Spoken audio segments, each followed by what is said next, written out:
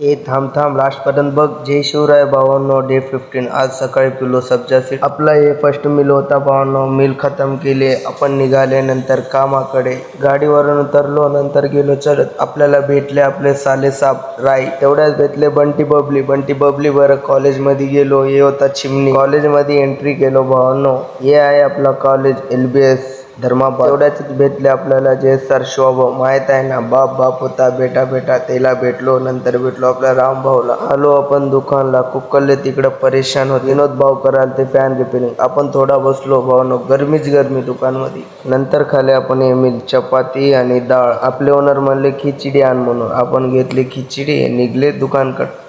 ओनरला खिचडी दिलो, दाबून खालता. तेवढ्यात चालते आपल्या दुकानावर आपले खास मित्र. त्याच्या तर मजा राहतो, कुठं पण जाऊ दे. मालक बरं केली थोडा मस्ती. आले जिम कडे. ये तर झोपूनच होत आहे. आलो जिम मध्ये, पिलो क्रेटिन.